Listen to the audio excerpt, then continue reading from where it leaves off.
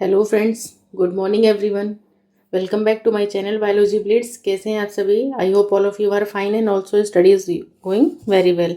सो friends, जैसा कि आप सभी देख रहे हैं, हम लोग फाइनली ये 2021 का एक पेपर है, इसको मतलब हम लोग कंटिन्यू हमने किया था, मतलब स्टार्ट किया था, जिसमें ऑलरेडी मतलब 31 क्वेश्चंस तक कवर हुआ था। ठीक है, लास्ट टाइम जो लास्ट क्वेश्चन था वो हीमोग्लोबिन पे था कि मतलब कैसा है ये टर्शरी प्रोटीन है और फिर इसमें क्या क्या चीज़ें हैं, तो वो हमने देखा था। उसके बाद बाकी के जो रिमेनिंग क्वेश्चंस है उसको आज की क्लास में मैं कंटिन्यू करने जा रही हूँ।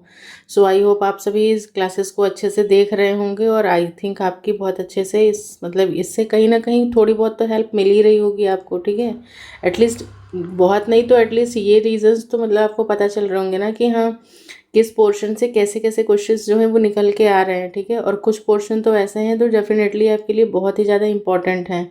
तो उससे तो मतलब ये है कि हाँ क्वेश्चंस आने आपके पेट हैं कि हाँ वो मतलब कंफर्म है कि हाँ वो टॉपिक आपको कहीं ना कहीं बहुत अच्छे से कवर करके जाना है।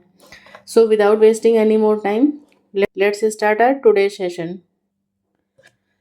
सो लास्ट टाइम में मतलब जो देखा था हमने 31 क्वेश्चन देखा था, उसमें मैंने बताया था कि टर्शरी प्रोटीन। ठीक है, अगर मैं आपसे ये पूछूं कि टर्शरी प्रोटीन का एग्जांपल यहाँ पे, तो चलो ठीक है हीमोग्लोबिन दिया हुआ था।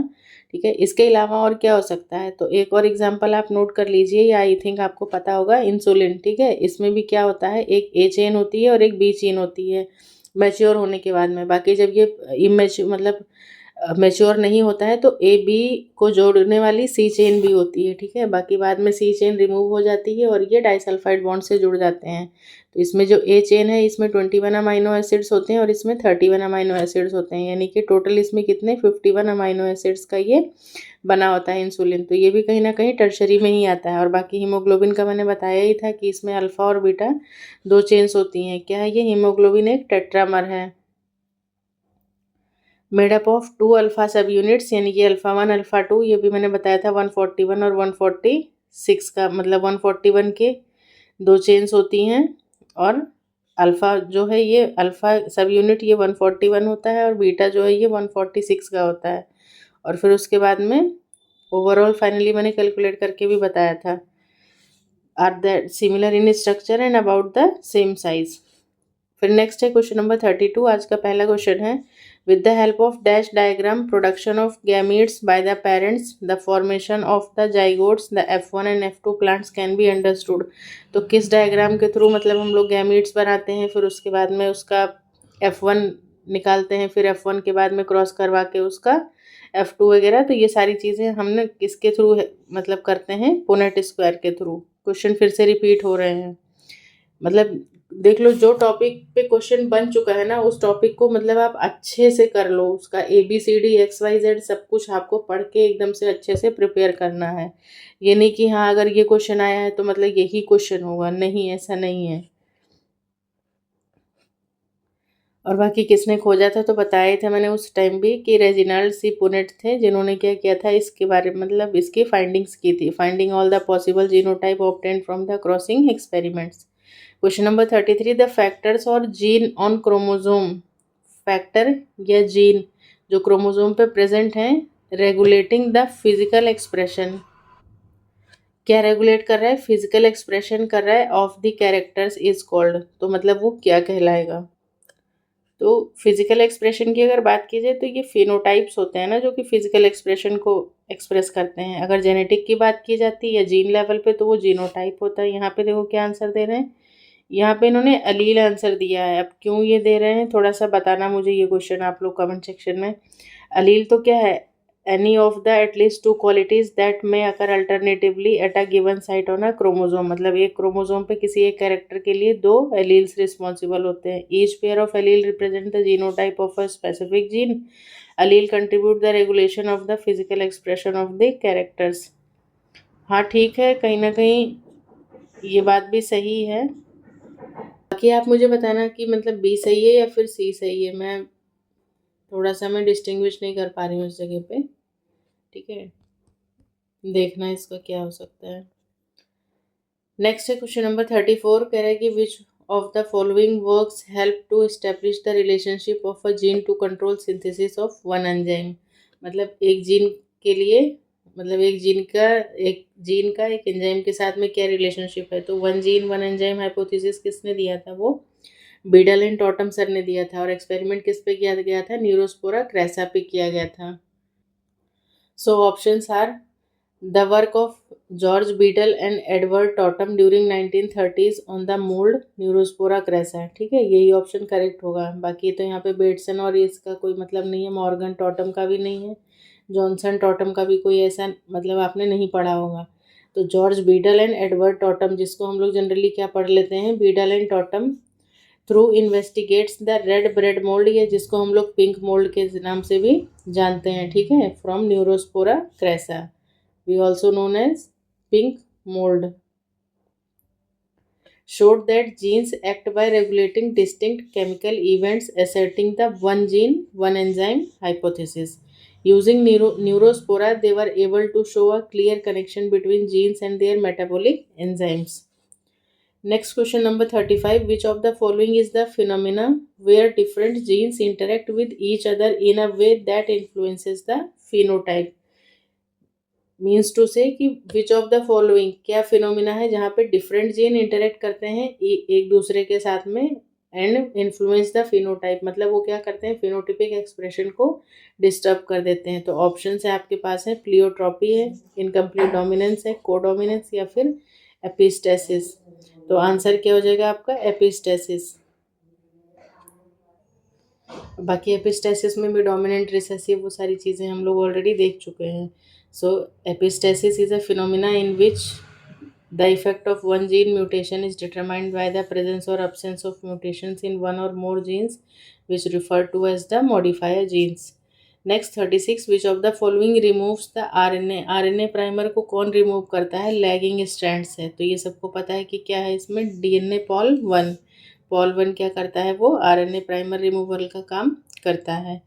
Removing the primers of the RNA and aligning them to Okazaki fragments due to its 5' to 3' exonuclease activity, DNA polymerase 1 removes RNA primer and fill in the gap between the Okazaki fragments with DNA. Next question number 37. Action of topoisomerase leads to change in topoisomerase का function क्या है, तो ये चीज़ मतलब आपको अच्छे से मालूम होना चाहिए, मोल बायोलॉजी का है, मोलिकुलर का। तो इसमें देखो दो एंजाइम्स होते हैं, एक तो पहले हेलिकेज आता है। हेलिकेज क्या करता है, जैसे ये डबल स्ट्रैंडेड डीएनए होता है, तो इसको क्या करता है, ये पहले अनवाइंडिंग का काम करता है, मतलब इसको ऊपर से खोलना शुरू कर देता है। ठीक है, जब ये खोलना शुरू कर देता है तो ये दोनों थ्रेड्स होते हैं। तो कॉमन सा एग्जांपल आप समझो कि एक रस्सी है, उसको आप ऊपर से दोनों स्ट्रैंड्स मतलब अलग अलग हैं। ठीक है, दोनों स्ट्रैंड्स को अगर आप पकड़ के इसको इधर खींच रहे हो, इसको इधर खींच रहे हो, तो जो खोलोगे तो कुछ लेवल तक तो मतलब ये ऐसे ठीक ठाक ऐसे खुल जाएगी, लेकिन फिर उसके बाद क्या होगा, यहाँ पे नीचे वाले लेवल पे यहाँ पर क्या हो जाएगा, एक तरीके का सुपर कॉइलिंग क्रिएट होने लगेगा। ठीक है, एक तरीके का टेंशन क्रिएट हो जाएगा। तो इस चीज़ को नॉर्मली हाइड्रोजन बॉन्ड्स को जो काटने वाला काम है वो कौन सा एंजाइम करता है, आपका हेलिकेज करेगा। ठीक है, जनरली क्या है, ये देखो नाइट्रोजनस बेसेस हैं, और ये बेसेस क्या हैं, जैसे मान लो AT GC इस तरीके से जुड़े हुए हैं AT, तो नॉर्मली ये किससे जुड़े रहते हैं, हाइड्रोजन बॉन्ड से ही तो जुड़े रहते हैं। तो हाइड्रोजन बॉन्ड को जो ब्रेक करने वाला काम है वो तो आपका हेलिकेज कर देता है, लेकिन फिर यहाँ पर ये जो सुपर कॉइलिंग क्रिएट हो जाती है, ये सुपर कॉइलिंग ही कहोगे या फिर सुपर वाइंडिंग हो जाती है। तो इस सुपर कॉइलिंग को मतलब अब ऐसा तो है नहीं कि हाँ मतलब इतना खुल गया, इतने पे आप एक तरीके से रेप्लिकेशन फोक बन गया इस पोर्शन पे और आपका काम मतलब यहीं पे जो है वो कंप्लीट हो जाता है। ठीक है, ऐसा तो है नहीं। इस सेक्शन में जब काम हो जाएगा उसके बाद आगे भी तो भाई चीज़ें होनी है। ठीक है, mRNA बनना है, फिर आगे protein synthesis, transcription, translation and so on. तो फिर अब आगे काम कैसे होगा भाई, जब यहीं पे सुपर कॉइलिंग हो गई है, ये इतना ज़्यादा वो अपने आप में यहाँ पे एक तरीके का एक टेंशन क्रिएट हो जाता है। तो इसको खोलने के लिए क्या करोगे आप, ठीक है, इसको खोलने के लिए भी तो अब कोई चाहिए। तो उस काम को करने के लिए हम लोग मतलब क्या आता है हमारे पास में, ये टोपो आइसोमरेज आता है। ठीक है, टोपो आइसोमरेज में भी ये बहुत सारे तरीके के होते हैं, जैसे कि मतलब कहने का है कि इसमें भी देखो टाइप 1 और टाइप 2 दो तरीके के भी मतलब इसमें होते हैं। टाइप 1 जो होता है वो एंजाइम क्या करता है, क्रिएट करता है single stranded breaks in DNA, allowing for controlling rotation of the double helix. मतलब ये डबल हेलिक्स जो है, आप जब रस्सी खोलोगे तो देखना, आप मतलब प्रैक्टिकली करके देखना, तो नीचे बहुत ज़्यादा इस पोर्शन पे बहुत ज़्यादा सुपर कॉइलिंग हो जाती है। तो उस कंडीशन में क्या करता है, इसके एक स्ट्रैंड को काट देगा। ठीक है, टाइप 1 जो है वो इसके एक स्ट्रैंड को काट देगा ताकि ये क्या करे, आराम से इसमें थोड़ा सा अनवाइंडिंग हो जाए। और टाइप 2 क्या करता है, these enzymes create double stranded breaks in DNA levelling the resolution of knots and tangles. मतलब अब एक एक नॉट को काट दिया तो मतलब थोड़ा सा इसमें टेंशन जो है वो रिलीज होगा, मतलब थोड़ा सा रस्सी नॉर्मल उसमें आएगी। लेकिन फिर क्या होगा, मतलब काटने के बाद में इसको थोड़ा सा ओपन किया, फिर काम शुरू हुआ। लेकिन फिर से क्या हुआ, जब ये फिर से खोलेगा फर्दर, तो यहाँ पे फिर से जो वो हो जाता है, फिर से मतलब फिर से सुपर कॉइलिंग या वाइंडिंग हो जाती है। तो उस वाइंडिंग को काटने के लिए फिर क्या करते हैं भाई, सीधी सी बात, क्या करोगे आप, दोनों स्ट्रैंड को काटना पड़ेगा। तो दोनों स्ट्रैंड को काटने का काम टाइप 2 करता है, और अगर एक सिंगल स्ट्रैंड को काटेगा तो वो टाइप 1 होता है। बाकी इसमें और भी बहुत सारे मतलब इसके और भी बहुत सारे पार्ट्स हैं, लेकिन वो हम डिटेल में यहाँ पे नहीं जाएंगे। फिलहाल कहने का मतलब मेरा ये है कि अगर आपसे टोपो आइसोमेरेज का फंक्शन सिर्फ पूछता है तो ये क्या करता है, टू रिमूव सुपर कॉइलिंग। ठीक है, क्या करता है, मेन काम क्या है इसका, to remove super coiling. Super coiling को रिमूव करने के लिए इसको यूज़ किया जाता है। सुपर कॉइलिंग या फिर टॉर्सनल स्ट्रेस का भी नाम देते हैं कई बार। ठीक है, टॉर्सनल मतलब बार बार ये इसमें टॉर्जन होने लगता है घूमते घूमते, तो ये स्ट्रेस क्रिएट हो जाता है, तो ये चीज़ है। तो ऑप्शंस पे चलते हैं। Linking number of linear single stranded DNA नहीं, linking number of double stranded linear DNA नहीं, linking number of close circular single stranded नहीं, सिंगल नहीं, काटता तो दोनों को ही काटेगा वो। फिर linking number of closed double stranded DNA, मतलब सिंगल स्ट्रैंडेड डीएनए का नहीं है, दोनों को काटेगा। तो टोपो आइसोमेरेजेस क्या है, स्पेसिफिकली टाइप 2। ठीक है, बेसिकली टाइप 2 की ही बात करेंगे। क्यों, क्योंकि जब वो रस्सी अब नहीं खुल रही है उस तरीके से, तो क्या है वहाँ पे फिर उसको पूरा ही कट करना पड़ता है। और कट करने के बाद ऐसा नहीं कि तुम ऐसे टुकड़े टुकड़े करके छोड़ते जाओगे, तो फिर तुम्हारा कुछ का कुछ हो जाएगा ना। तो जिस जगह पे काटता है पर्टिकुलरली उसकी सुपर कॉइलिंग रिमूव हो जाती है, अनवाइंडिंग हो जाती है। जो बहुत ज़्यादा वाइंडिंग हो गई होती है उसको अनवाइंड करके उसके बाद में फिर से इसको जोड़ दिया जाता है। ठीक है, alter the linking number of close circular double stranded DNA after cutting the DNA strand to release torsional stress. ठीक है, जो टॉर्सनल स्ट्रेस क्रिएट हो जाती है उसको रिमूव करने के बाद में दीज एंजाइम्स रीसील द स्ट्रैंड, और वो फिर से क्या करते हैं, उसको जोड़ देते हैं। ठीक है, then this process controls the super coiling of the DNA molecule, और कि क्या करता है, उसकी सुपर कॉइलिंग को कंट्रोल करता है या रिमूव कर देता है, to preserve DNA integrity during essential cellular processes like transcription और रेप्लिकेशन। ठीक है, तो ये काफ़ी अच्छा क्वेश्चन है और इम्पॉर्टेंट है। वैसे CSIR में और अच्छे लेवल पे पूछे जाते हैं questions, but up to here यहाँ तक मतलब ये सारी चीज़ें जो है वो इम्पोर्टेंट है। बाकी इनके टाइप्स वगैरह और सारी चीज़ें हैं जो मतलब मैं आपसे यही कहूँगी कि थोड़ा सा आप अच्छे से इसको डिटेल में पढ़ लीजिएगा। अब देखो इस चीज़ को थोड़ा सा मतलब डायग्राम की हेल्प से देखते हैं। जैसे मान लो ये क्या बन गया है, ये क्या है, रेप्लिकेशन फोक का फॉर्मेशन हुआ है। ठीक है, रेप्लिकेशन फोक, तो ये क्या है, रेप्लिकेशन फॉक है। ठीक है, अब इसमें देखो जनरली क्या है, 3' to 5', और दूसरा क्या है, 5' to 3'। तो 3 to 5 पे क्या बनता है, आपका लीडिंग स्ट्रैंड बनता है, जो कि कैसा होता है, कंटिन्यूअस होता है ना। और इस दूसरे वाले पे क्या बनेगा, आपका लैगिंग बनेगा। ठीक है, जो कि कैसा होता है, डिसकंटिन्यूअस होता है, डिसकंटिन्यूअस प्रोसेस होती है, डिसकंटिन्यूअस। और लीडिंग पे क्या आएगा, आपका कंटिन्यूअस होता है। तो बेसिकली बहुत डिटेल में नहीं जाऊंगी because things are going to take the time. मैं सिर्फ ये बताना चाह रही हूँ तुम्हें कि सिंपली देखो यहाँ पे दिखाई दे रहा है आपको, ये हेलिकेज लगा हुआ है। ठीक है, ये हेलिकेज जो है ये इसको मतलब बाहर की तरफ खोलता जाता है, खोलता जाता है। और बाकी यहाँ पे यही है, ओकाजाकी फ्रेगमेंट्स एक बार बनता है, मतलब एक बार बन गया, फिर थोड़ा खुला ये, फिर इसके बाद फिर बना, फिर ये बना, इस तरीके से। मतलब पहले यहाँ, फिर दूसरा, फिर तीसरा। लेकिन इस पे क्या है, कंटिन्यूअसली चीज़ें होती रहती हैं। और यहाँ पे ये देखो, ये लगा हुआ है टोपो आइसोमरेज, जो यहाँ पे इस जगह पे जो आपके सुपर कॉइलिंग हो जाती है, इसी सुपर कॉइलिंग को या फिर जो वाइंडिंग है, मतलब कि जो स्ट्रेस क्रिएट हो गया है, उसी को रिमूव करने के लिए यूज़ किया जाता है। बाकी अगर पर्टिकुलर स्ट्रैंड्स पे बात की जाए तो पर्टिकुलर स्ट्रैंड्स जो हैं वो फिर से खुलने के बाद में अगर ये फिर से रिकॉइल होने लगते हैं तो उसको जोड़ने के लिए SSB, ठीक है, सिंगल स्ट्रैंडेड बाइंडिंग प्रोटीन्स की भी यहाँ पे नीड होती है।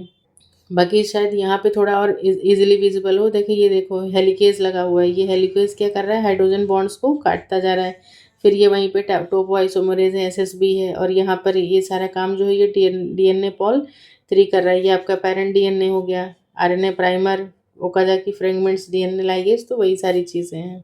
बाकी जब आप डीएनए रेप्लिकेशन पढ़ेंगे ना तो फिर आपको चीज़ें और अच्छे से क्लियर होंगी वहाँ पे। नेक्स्ट है क्वेश्चन नंबर 38। मतलब इसमें किया इन्होंने यही है कि जो टॉपिक उठाया है उससे भर भर के क्वेश्चन पूछ डाले एग्जामिनर ने। Synthesis of mRNA on DNA template. DNA template पे एमआरएनए जो बनता है वो बाई डायरेक्शनल होता है? नहीं, वो कैसा होता है आपका, यूनिडायरेक्शनल फंक्शन होता है। RNA polymerase move along the DNA layout in a unidirectional way. It pursues the DNA strand in one loading यानी कि 3 प्राइम टू 5 प्राइम में and combines the RNA strand on the other way. RNA किस में बनेगा, 5 to 3 बनता है हमेशा। This unidirectional development of guarantees that RNA particle is blending in a straight style in view of the data encoded in the DNA format. Next 39th है, dash is the process where the microspores are formed from a pollen mother cell. PMC से जब microspores बनते हैं तो spores का बनना क्या होता है, जेनेसिस कहलाता है ना किसी भी चीज़ का। तो क्या प्रोसेस कहलाएगा, वो बन क्या रहा है, माइक्रोस्पोर्स बन रहे हैं। किससे बन रहे हैं, पीएमसी से बन रहे हैं। तो प्रोसेस क्या कहलाएगी आपकी, माइक्रोस्पोरोजेनेसिस कहलाएगी।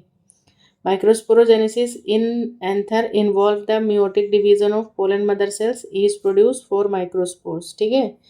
All plants with heterosporic life cycle including spike moss having microsporangia. Microsporogenesis completed when unique single celled microspore appear.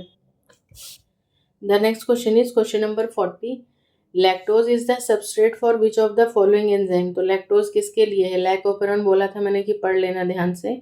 अगर नहीं पढ़ा है अभी भी तो भी जाके पढ़ लीजिए। तो ये किसके लिए होगा, बीटा गैलेक्टोसाइडेज के लिए हो जाएगा। In hydrolysis lactose to galactose and glucose catalyses the intermolecular isomerisation of lactose to allolactose the lac operon inducer. Question number 41 है, gene is the unit of inheritance that controls a specific trait or character and may also be expressed in alternative forms. तो gene के जो मतलब characters का alternative form है वो क्या कहलाता है, एलील्स कहलाता है। इसलिए मुझे वहाँ उस क्वेश्चन में जो आंसर था वो मेरे को फेनोटाइप लग रहा था, बाकी देख लेना आप लोग। एलील्स एनी ऑफ एटलीस्ट वही सारी सेम चीज़ें हैं, ठीक है। Each pair of allele represent the genotype of a specific gene. Allele contribute to the regulation of the physical expression of characters. Question number 40 है, the total DNA content in one complete set of chromosome including all the genes and other parts of the DNA is called. तो वो क्या कहलाता है आपका, genome कहलाएगा। Genome is the whole arrangement of DNA guidelines tracked down in a cell. In human, the genome comprises 23 set of chromosomes situated in the cell as well as a little chromosome in the cell's mitochondria. A genome contains all the data required for a person to develop and function. बाकी उस वाले में देखो एक image, हाँ ये भी थी मेरे पास पड़ी हुई थी। इसमें देखो हेलिकेज ये दिखाई दे रहा है, ये इस तरीके से ये हाइड्रोजन बॉन्ड्स को काट रहा है, ठीक है। यहाँ पे डीएनए पॉल 1 है, लीडिंग स्ट्रैंड पे इस तरफ में काम होता है और इधर ये जस्ट अपोजिट हो जाता है। यहाँ पर भी ये डीएनए पॉल लगा हुआ है और ये एमआरएनए बन रहा है, ये ओरिजिनल टेम्पलेट है। रेप्लिकेशन फॉग बन रही है, ओरिजिनल टेम्पलेट डीएनए। अब यहाँ पे क्या है, फिर यही सुपर कॉइलिंग वगैरह होती है। नेक्स्ट है question number 43। Mendel proposed 2 general rules to consolidate his understanding of inheritance in monohybrid cross। तो monohybrid cross में कौन से लॉज आ जाएंगे, तो आपका लॉ ऑफ डोमिनेंस और लॉ ऑफ सेग्रीगेशन आ जाता है, ठीक है। तो आंसर जो हो जाएगा आपका वो क्या आएगा, both 1 and 2। Based on his observation on monohybrid cross, Mendel proposed 2 general rules to consolidate his understanding of inheritance in monohybrid cross. Today these rules are called the principle of inheritance and the first law या फिर law of dominance और दूसरा क्या है, law of segregation. Question number 44, which part of pollen grain contain sporopollenin. तो sporopollenin क्या है, hardest substance है ना, तो वो कहाँ पे पाया जाएगा भाई, सीधी सी बात है वो एग्जाइन में प्रेजेंट होता है। और अगर एग्जाइन में प्रेजेंट है तो मतलब फिर वो पोलन ग्रेन जो है वो जर्मिनेट कैसे करती है, पोलन ट्यूब बाहर कैसे आती है, गैमीट्स कैसे बाहर आते हैं। तो एक जगह होती है, ठीक है। अगर आपने पोलन ग्रेन का डायग्राम देखा हुआ है तो एक जगह होती है जहाँ पे क्या होता है, ये स्पोरोपोलोनिन की जो लेयर होती है ये एब्सेंट होती है। आप मुझे बताओगे इस जगह का क्या नाम था, मैंने ये बताया हुआ है। एक क्लास में मैंने इसको समझाया था बहुत डिटेल में आपको। Sporopollenin is an organic polymer found as a significant part of intense external exine walls of the plant spores and pollen grains. Sporopollenin is one of the most known resistance organic material in the याद आ गया होगा, जहाँ पे ये absent होता है, नहीं याद आ रहा है तो सुन लो। वो क्या होता है, जर्म पोर होता है, ठीक है, जहाँ पे क्या होता है, स्पोरोपोलिन एब्सेंट होता है और वहीं से फिर इंटाइन जो है वो बाहर निकल के पोलन ट्यूब का इमरजेंस होता है।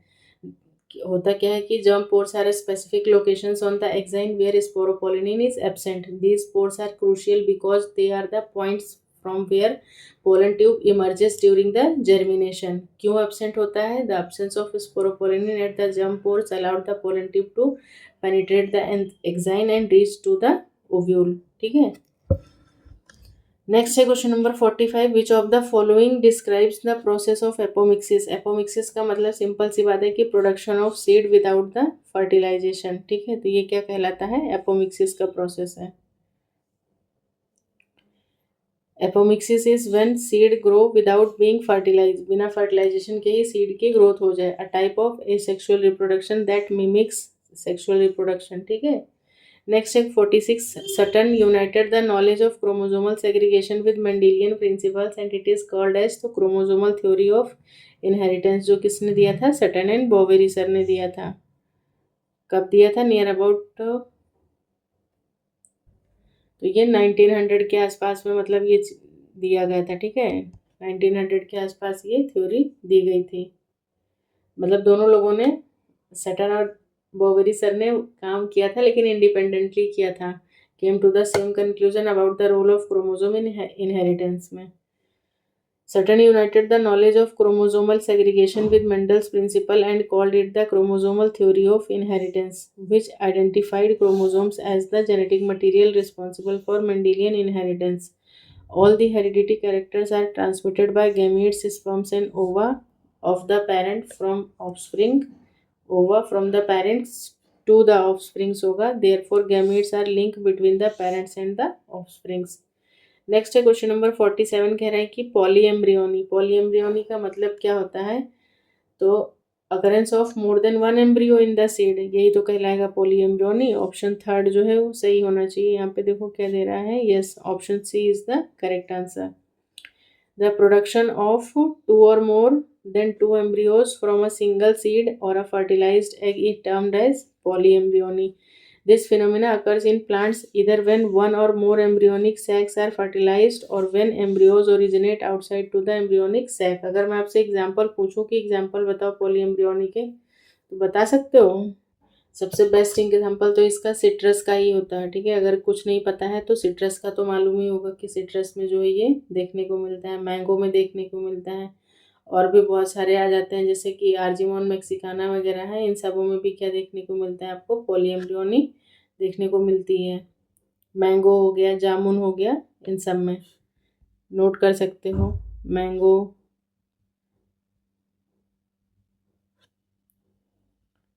नेक्स्ट है question number 48, the process of formation of megaspores from the megaspore mother cell. मतलब वहाँ माइक्रोस्पोर पूछा था, यहाँ मेगास्पोर पूछ रहा है, तो मेगास्पोर की बात कर रहा है तो क्या हो जाएगा, सिंपली वो मेगास्पोरोजेनेसिस कहलाएगा।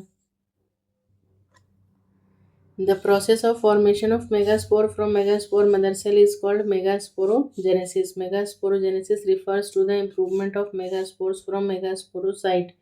Meiosis of the megasporocyte nucleus results in the formation of 4 haploid megaspore nuclei। Next है, अब देखो मतलब जो चैप्टर पकड़ा है एम्ब्रियोलॉजी, तो एम्ब्रियोलॉजी से क्वेश्चन है। जेनेटिक्स का मैं मोल जेनेटिक्स पकड़ा है तो मोल जेनेटिक्स से क्वेश्चन है, मतलब बस pollen grains are generally spherical measuring about that, तो एक क्वेश्चन तो ये पूछा गया था, मैंने देखा है PYQ बहुत जगहों पे, तो ये स्फेरिकल या ओवल ऐसे करके दे देता है, तो कंफ्यूज मत होना, हमेशा स्फेरिकल मार्क करके आना। दूसरा इसके साइज़ की बात करते हैं तो 25 से 50 माइक्रोमीटर होता है। ये क्वेश्चन NCERT का है, डायरेक्ट क्वेश्चन। बाकी फिर उसमें फर्दर जो लेयर्स वगैरह बन जाती हैं, एक्साइन होती है, एंटाइन होती है, तो ये सब तो तुम्हें मालूम ही होगा। 50th है, the generative cell of the pollen grain. जो पोलन ग्रेन होती है उसमें जो जनरेटिव सेल होता है, 2 सेल्स होते हैं ना, ऊपर वाला जो है वो क्या होता है, ये वेजिटेटिव सेल होता है और नीचे वाला क्या होता है, जनरेटिव सेल होता है। तो ये जनरेटिव सेल जो है ये कितने उसमें डिवाइड कर जाता है, तो ये 2 उसमें डिवाइड करता है, ठीक है, 2 मेल गैमेट का फॉर्मेशन करता है, तो आंसर जो है वो आपका ये हो जाएगा।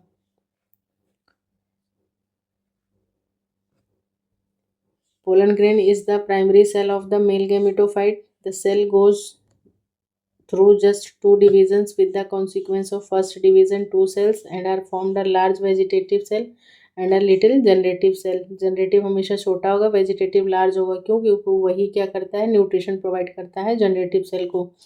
फिर सेकेंड डिवीजन होता है concern with the generative cell only. This division में टेक्स प्लेस इधर इन पोलन ग्रेन और in the pollen tube and give rise to two male gametes. At this stage pollen grain are said to be 3 celled, और फिर इस stage पे pollen grain जो है वो 3 सेल्ड स्टेज की हो जाती है। नेक्स्ट है 51 cells of the tapetum possesses dense cytoplasm and generally have, तो वहाँ पे मोर देन 1 न्यूक्लियस होता है, ठीक है, मल्टी न्यूक्लिएट कंडीशन होती है वहाँ पे।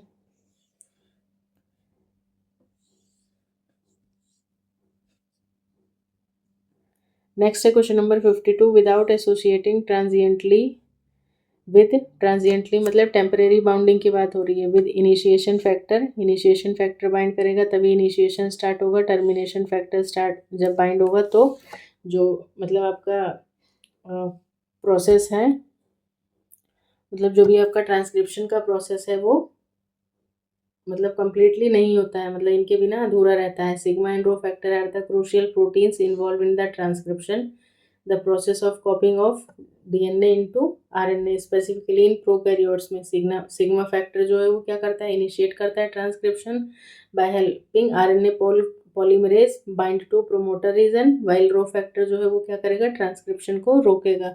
तो कह रहा है कि विदाउट, जब वो जुड़े ही नहीं होंगे, विदाउट एसोसिएटिंग ट्रांजिएंटली, जब वो नहीं जुड़े रहेंगे तो क्या इनिशिएशन और टर्मिनेशन वाला प्रोसेस हो पाएगा, ये दोनों प्रोसेस नहीं हो पाएंगे। सिर्फ क्या और क्या होगा, इलोंगेशन वाला प्रोसेस जो है वो कंटिन्यू हो पाएगा। तो आपका आंसर जो होगा यहाँ पर वो होगा ओनली 2, यानी कि सिर्फ और सिर्फ इलोंगेशन ही हो सकता है, इनिशिएशन और टर्मिनेशन नहीं हो सकता है।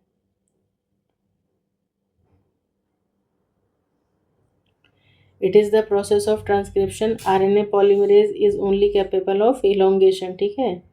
इनिशिएशन फैक्टर सिग्मा हेल्प करता है प्रोसेस ऑफ इनिशिएशन में, वाइल टर्मिनेशन फैक्टर रो जो है वो क्या करता है, टर्मिनेशन ऑफ द प्रोसेस को मतलब रोकने के लिए। रो फैक्टर बाइंड करता है sequence and start climbing up the transcript towards RNA pol. बाकी अगर बैक्टीरिया की बात करते हैं तो बैक्टीरिया में जो सिग्मा फैक्टर होता है together with RNA pol is known as the RNA polymerase holoenzyme, क्योंकि वहाँ पे मतलब चीज़ें साथ साथ ही कंटिन्यू हो रही होती हैं। Without the sigma factor RNA pol can not initiate transcription accurately, बिना उसके वो प्रोसेस स्टार्ट हो ही नहीं सकती है। Binding is essential for RNA polymerase to recognize and bind to the promoter region of a gene which is where transcription begins. और rho factor जो है वो मतलब टर्मिनेशन के लिए रिस्पॉन्सिबल है, वो क्या करता है, स्पेसिफिक आरएनए सीक्वेंस के साथ बाइंड करेगा जिसको हम लोग रो डिपेंडेंट टर्मिनेटर कहते हैं, and move along the RNA transcript until it reaches the RNA pol. Once it reaches the polymerase, rho factor facilitate the release of RNA transcript from the DNA template से release करवाएगा उसको, effectively end करवाएगा transcription को। इसलिए rho factor is a helicase, meaning it can unwind DNA और RNA strands को।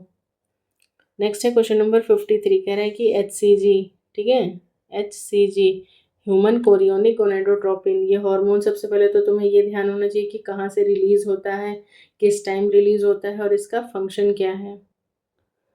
तो सबसे पहले तो मैं ये बता दूं कि HCG क्या है, ये हार्मोन है which is produce during the pregnancy, जब प्रेगनेंसी मतलब कंफर्म होगी तभी ये रिलीज होगा, प्राइमरीली बाय द प्लेसेंटा। और इसको रिलीज कौन करता है, तो कब रिलीज होगा, ये प्रेगनेंसी के टाइम में रिलीज होगा, ठीक है। कौन इसको रिलीज करता है, तो प्लेसेंटा रिलीज करता है। And use to confirm pregnancy, जो प्रेगनेंसी किट आती है कन्फर्मेशन के लिए उसमें भी HCG का ही जो है वो लेवल चेक किया जाता है, एंड मॉनिटर इट्स प्रोग्रेस। बाकी क्या है, it can be detect in the urine or blood as early as 10 days after the conception. HCG test is use to confirm pregnancy and monitor its progress. बाकी यहाँ पे options देखो क्या दे रहे हैं कि begin to be produced 4 month after fertilization, नहीं। It is produced by the prostate gland, नहीं। Produced by the corpus luteum, नहीं। कौन प्रोड्यूस करता है, मैंने बताया अभी कि प्लेसेंटा प्रोड्यूस करेगा। It is present only if a successful fertilization occur, और कब तक, 10 दिन के अंदर अंदर, मतलब कंसीव होने के 10 डेज़ के, विद इन 10 डेज़ में आप ये कंफर्म कर सकते हो कि हाँ प्रेगनेंसी जो है वो मतलब कंसीव हुई है या नहीं। HCG is a chemical made by trophoblast tissue. These tissues typically found in early embryos which will eventually be part of the placenta. ठीक है, किसका पार्ट है, प्लेसेंटा का। HCG is a hormone produced by placenta at the time of pregnancy. It occasionally calls the pregnancy hormone due to its unique role in supporting a pregnancy या फिर confirmation of pregnancy को यही बताता है। Next है question number 54, कह रहा है कि the testosterone producing cells of the testis are called. जो सेल्स टेस्टोस्टेरोन को प्रोड्यूस करते हैं उन सेल्स का नाम क्या है, तो वो लीडिंग सेल्स हो जाएंगे आपके। लीडिंग सेल्स, या फिर इन्हीं को हम लोग और किस नाम से जानते हैं, इंटरस्टिशियल सेल्स भी कहा जाता है। Leydig cells secrete testosterone in males. Testosterone play a crucial role in many vital physiological processes in male, including sperm production or spermatogenesis, controlling sexual development and maintaining secondary sexual characters and behaviors. Next है question number 55, an antrum is characteristics of. तो antrum जो है वो किसकी characteristics है, मतलब किसकी layer है, वो ग्राफियन फॉलिकल की लेयर होती है। ठीक है, ग्राफियन फॉलिकल। एंट्रम क्या है, एक फ्लूइड फिल्ड कैविटी है found in the Graafian follicle, also known as tertiary और antral follicle of the ovary. Antrum is the characteristic structure feature of the Graafian follicles. It is a cavity around the ova that develops in the development of the Graafian follicle. It provides the required environment for the development of the oocyte. This is also called the follicular antrum.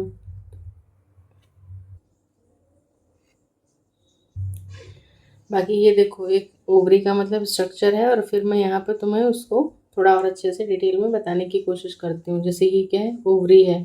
यहाँ पे ये पहले primary follicles होते हैं, फिर ये secondary follicle में change होते हैं, फिर प्री एंट्रल फॉलिकल। ठीक है, क्या नाम है इसका, प्री एंट्रल फॉलिकल, या फिर इसी को आप लोग टर्शरी फॉलिकल भी कह सकते हो। फिर ये देखो यहाँ पर ये एंट्रल फॉलिकल बनता है, मतलब ये जो कैविटी सी तुम्हें दिखाई दे रही है यही क्या होती है, एंट्रल फॉलिकल कहलाता है। और ये फाइनली फिर जब ये अच्छे से मतलब मैच्योर हो जाता है तो ये कहलाता है, ये पोर्शन ये एंट्रम कहलाता है।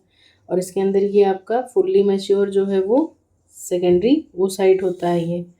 फिर जब रिलीज़ हो जाता है तो ये क्या है, आपका सेकेंडरी oocyte है। तो मतलब ये चीज़ ऐसे है, तो ये क्या है, मैच्योर ग्राफियन फॉलिकल ही होता है एक तरीके से, mature Graafian follicle.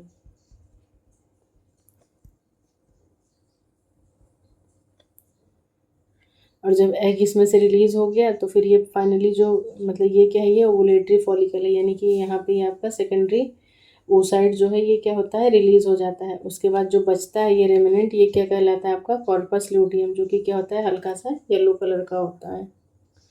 Yellow colour इसलिए बता रही हूँ क्योंकि क्वेश्चन पूछा गया था इससे भी।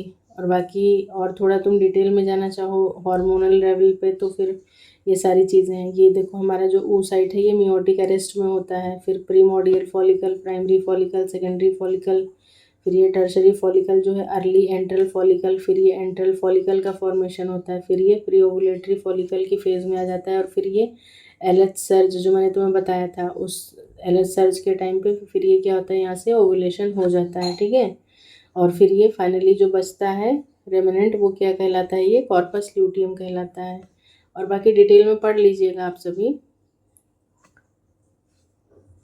तो ये जो स्टार्टिंग में सेकेंडरी फॉलिकल तक का फेज़ होता है ये गोनाडोट्रोपिन इंडिपेंडेंट होता है, लेकिन बाद वाला जो प्रोसेस होता है ये गोनाडोट्रोपिन पे डिपेंड करते हैं ये सारी चीज़ें।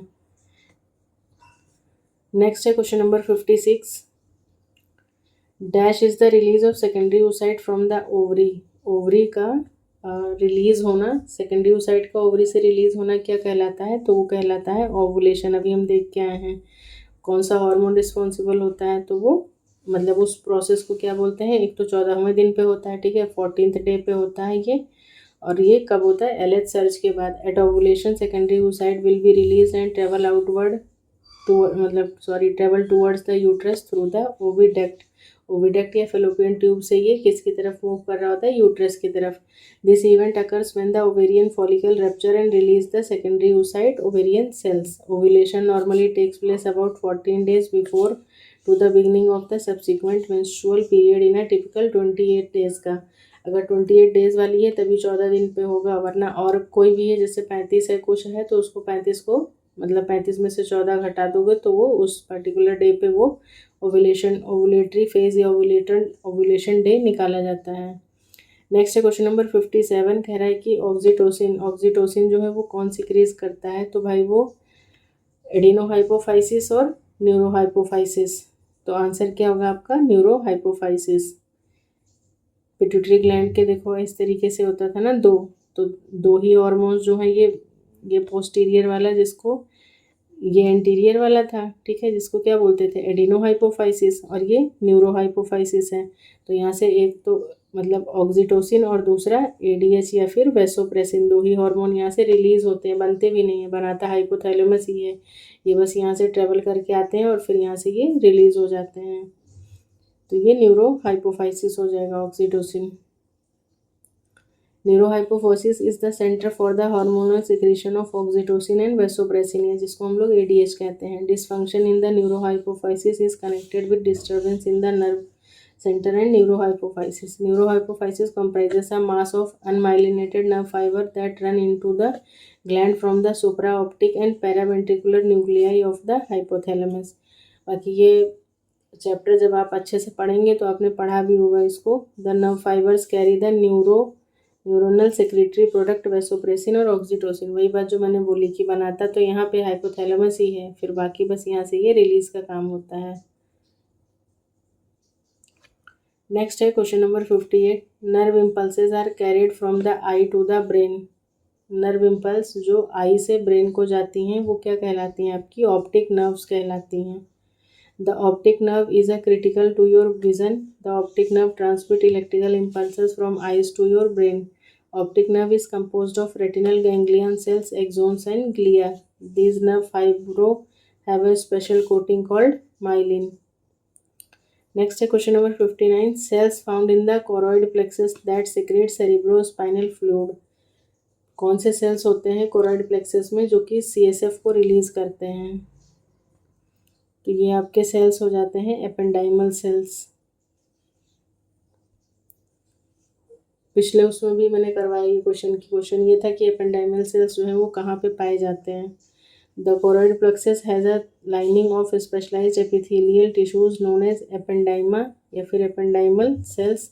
Ependymal cells are essential in the production of CSF as the choroid plexus में secrete up to 500 ml of CSF per day in the human brain. Next है question number 60, a neuron with many short dendrites and a single long axon. एक neuron है जिसमें बहुत सारी short dendrites हैं और एक सिंगल लॉन्ग न्यूरॉन है, तो वो कैसा न्यूरॉन कहलाएगा, वो आपका कहलाएगा multipolar neuron. Multipolar in the sense जो न्यूरॉन हम पढ़ते हैं नॉर्मली, मतलब इस तरीके से नहीं होता है वो। न्यूरॉन कैसा होता है, ऐसे ऐसे ऐसे करके नहीं होता ये। इसमें देखो ये बहुत सारे डेंड्राइट्स होते हैं और एक सिंगल लॉन्ग एक्सॉन होता है और फिर यहाँ पे ये ऐसे नर्व एंडिंग्स आ जाती हैं। न्यूक्लियस होता है, इस पे ये माइलिन शीट लगी होती है, स्फिंगोमाइलिन की बनी होती है, स्फिंगोमाइलिन लिपिड। तो ये क्या हो जाएगा आपका मल्टीपोलर न्यूरॉन्स का एग्जाम्पल है। Multipolar neurons are the most complex and commonly occurring type of neuron within the human body. They play a role in the processing and transmitting information within the nervous system. They possess a single axon with many dendrites. Axon single है, ठीक है, ये क्या है, axon है, ये nerve endings हो जाएंगी और यहाँ पे बहुत सारे ये क्या लगे होते हैं आपके डेंड्राइट्स लगे होते हैं। वही क्या बताना चाह रहे हैं यहाँ पे, Axon is only one long cylindrical process and dendrites are short and branch processes। तो ठीक है, आज हम यहीं तक वाइंड अप करते हैं, ठीक है। थोड़ी तबीयत भी ठीक नहीं लग रही है, I am not feeling well. So मिलते हैं नेक्स्ट क्लास में इसके रिमेनिंग क्वेश्चंस के साथ। तब तक के लिए थैंक्स फॉर वॉचिंग एवरीवन।